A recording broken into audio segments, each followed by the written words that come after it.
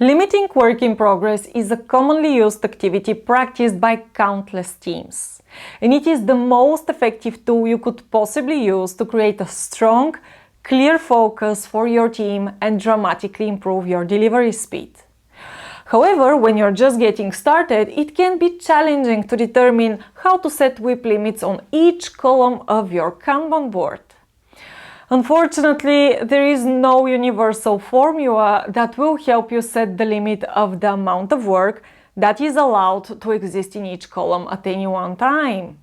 The best you can do is to make an educated guess. The most important part of this process is to start with a rough figure and keep adjusting it over time.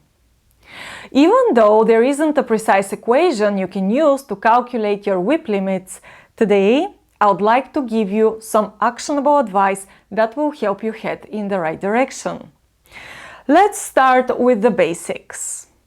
Your workflow represents the knowledge discovery process, and as such, it consists of activities. The columns on your Kanban board represent these activities. Your columns are not containers for specialties, departments, or working environments. They depict how the team members collaborate with each other to get the work done. So, when we set WIP limits per column, we limit the amount of work items per activity, and different people are able to fill up the slots available in each activity. Always remember that in Kanban, we manage the work, not the workers. In Kanban, we let the workers self-organize around the work. So, let me give you an approach to setting WIP limits that will give you a solid starting point. First of all, it is the team that should decide on the limit of the amount of work they are handling based on what they understand of their capacity. Don't fall into the trap of dictating the WIP limits for them. Instead, ask them. If the team members are the ones who set their WIP limits, there won't be reason to break them. Gather the whole team and discuss the activities they're contributing to.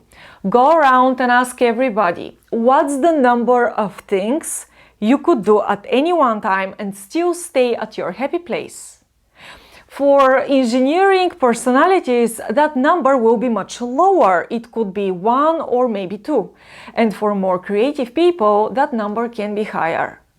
While having this conversation, you will learn more about your team and the way they work. And even though the goal is to have people do less at any one time, it shouldn't come at the expense of the team's happiness. Think about what's the happy place for your team. And even though the number of people plays a role, we want to manage the work itself. When you do the math, consider the number of people per activity and the amount of work each of them said they can handle. There might be people working across multiple columns. Let's say that you have a development column and code review column, and the developer can work in both these columns.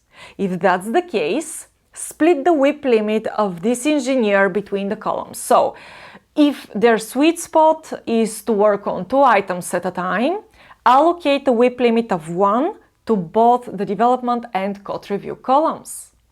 Make sure you are reducing the WIP limits per activity to the point at which you increase flow and drive a positive impact on quality while keeping your team members motivated and engaged.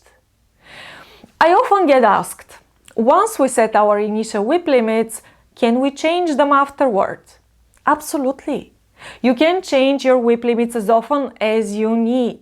Well, don't do that on a daily basis, otherwise they will certainly diminish in value. I would argue though that the more important question here is, how often should we change our WIP limits? And the answer depends on whether going down this path comes from the right motivation. If you increase your WIP limits due to high demand, that will ultimately slow you down.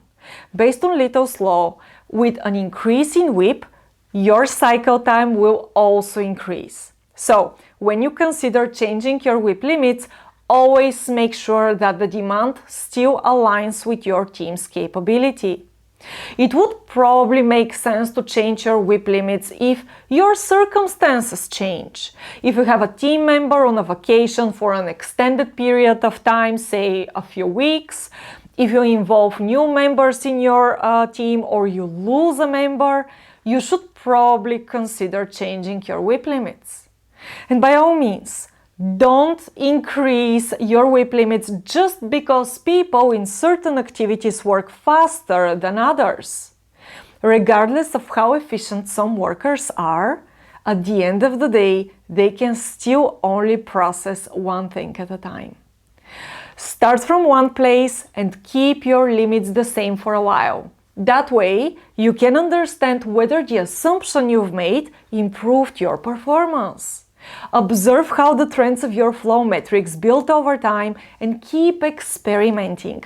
As long as your cycle time decreases, your throughput increases, and your teammates feel motivated and happy, you've been doing it right.